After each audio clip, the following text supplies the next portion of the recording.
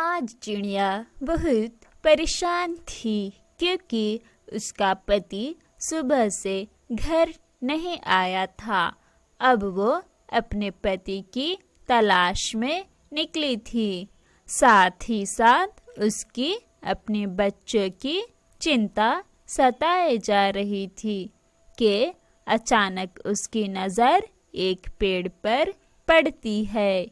वहाँ उसका पति खून से लथपथ पड़ा था। चिड़िया उसे देखकर रोने लगी। ये क्या हो गया? मेरे पति को किसने मारा? मैं अपने बच्चों से क्या कहूँगी? चिड़िया की आवाज सुनकर चील वहाँ आ जाता है। आह, क्या बात है, आज तो बिना मेहनत के ही शिकार मिल गया। तुमने मेरे पति को मार डाला। मेरे छोटे छोटे बच्चे हैं, अब वो कैसे जिएंगे? मुझे जाने दो, मुझ पर दया करो। मगर चील उसकी एक ना सुनता और उसे अपने साथ ले जाता है। चिड़िया के दोनों बच्चे अपने मम्मी पापा का इंतजार कर रहे थे। भाई, अब तो शाम होने वाली है, अब तक मम्मी पापा घर नहीं आए। मुझे बहुत डर लग रहा है। मेरी प्यारी बहन, तुम डरो मत, मैं हूं ना तुम्हारे पास। मम्मी पापा अभी आ जाएंगे। वो छोटे बच्चे 2 दिन ऐसे ही इंतजार में रहे, मगर ना तो उसकी मम्मी लौटकर आई और ना ही उसका पापा। भाई, अब हम कहाँ जाएंगे? क्या हमारे मम्मी पापा को चील ने खा लिया है? क्या अब हमें भी चील खा जाएगा? नहीं मेरी बहना, वो जल्द लौट आएंगे। भाई, आप मेरे साथ रहना, अब मुझे डर लग रहा है और मम्मी की याद भी बहुत आ रही है। फिर वो छोटे बच्चे एक दूसरे के गले लगकर रोने लगते हैं। मुझे अपनी बहन की रक्षा के लिए कुछ ना कुछ तो करना ही होगा। कुछ ही देर बाद वहां से कौवी गुजरती है। उसके आगे पीछे 2-2 नौकर रहते हैं।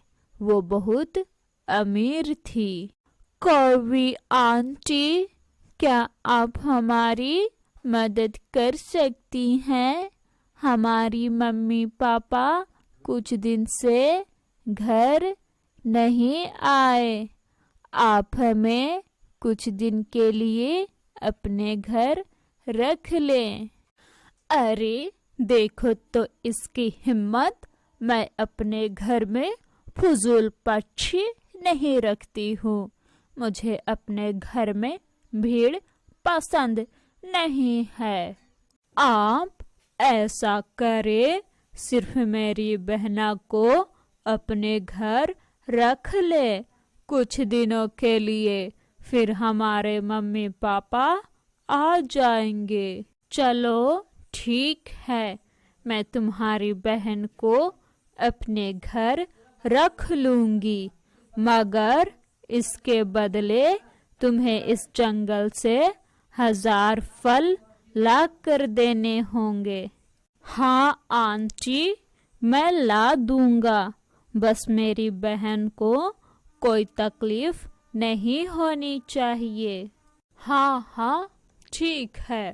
भाई, मैंने आपसे कहा था मुझे अकेला मत छोड़ना।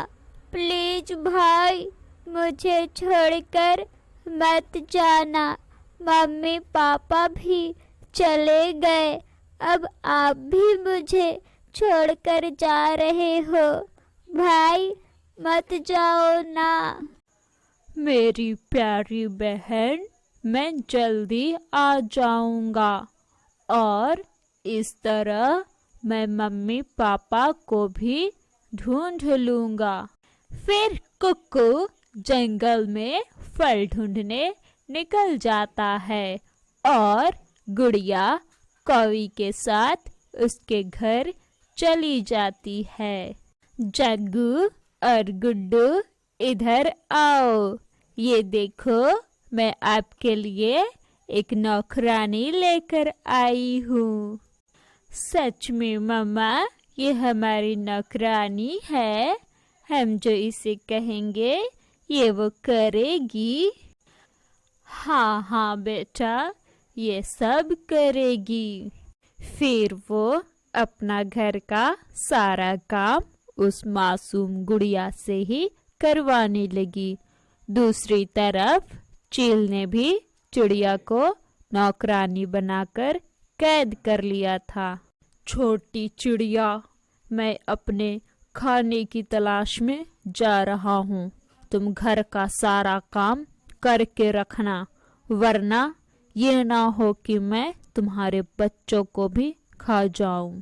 अरे नहीं, मेरे बच्चों को कुछ नहीं करना, मैं घर का सारा काम करूंगी।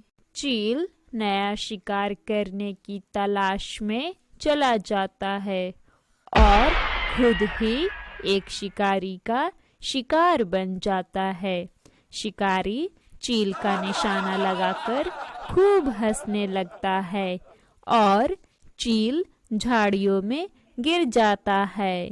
शिकारी काफी देर तक चील को ढूंढता है और फिर चला जाता है।